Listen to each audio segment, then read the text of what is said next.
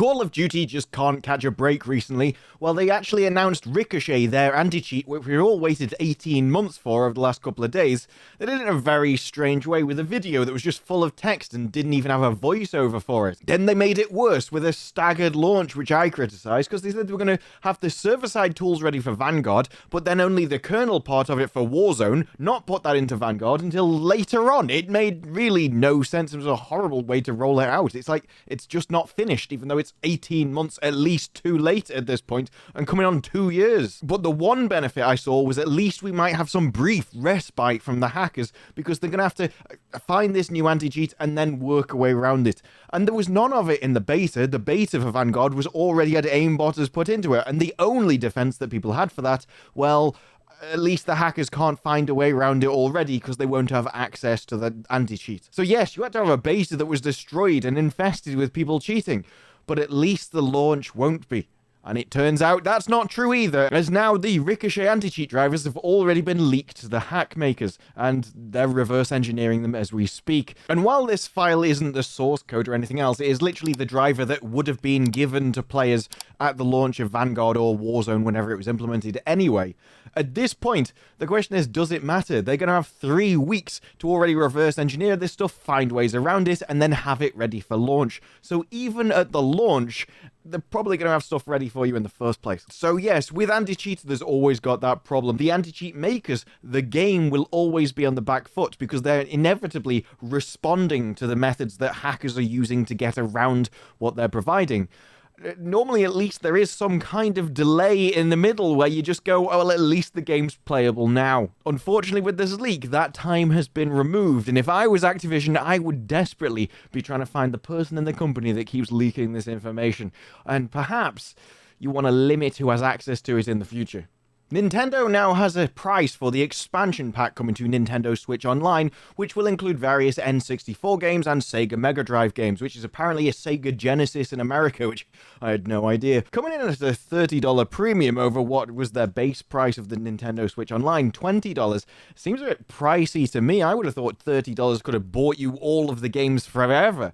But hey, why would you want to buy a game once when you can buy it again and again and again and again? Personally, I'm not a fan of it. This is one of the reasons I don't like exclusives, because let's face it, you don't really have any choice if you want a legal method to play these games at this point. And that is no wonder why Nintendo will be successful. I'm sure a lot of people are going to play it. And while no doubt there is obviously $30 of time and value in these games, a lot of them are great games, classic games.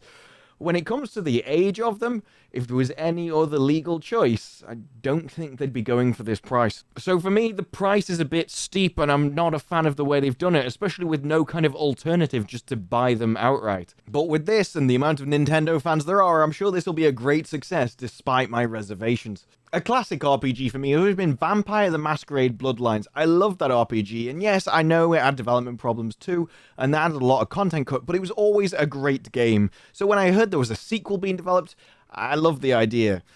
Unfortunately, Paradox has just announced that they almost cancelled it at one point. When you find out about what went on during the development, it's really, really not a surprise. It all started going wrong when they first got delayed from 2020 past 2021. And yes, this, given everything that happened in the world, isn't unusual. Lots of games got delayed. But what was unusual is that they started firing their staff with the creative director and the narrative lead. That narrative lead said he worked on the game for 5 years and just got fired out of the blue when he thought he was doing a good job and hadn't been told otherwise.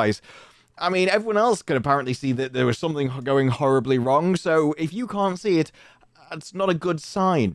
But also, if these people have worked this long in the game and put that much effort into it, then you'd think that was kind of intrinsically linked to the game. Understand that there isn't much to salvage at that point. There's been too much done. It's too set in its ways. How can anyone come back from that?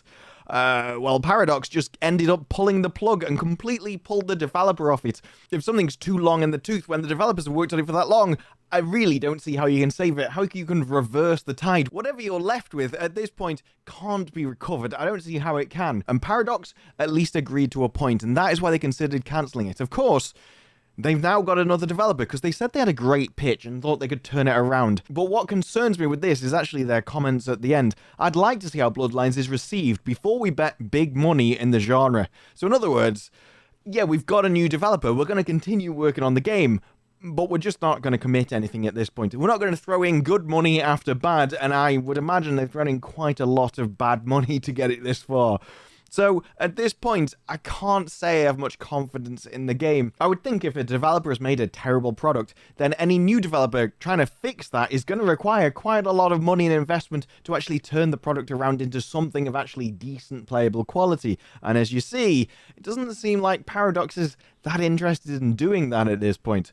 So, I don't know. Look, I will always remember Vampire the Masquerade Bloodlines as a great game. I really, really want this one to be a great success, and I'd love it to turn into a long-lasting series.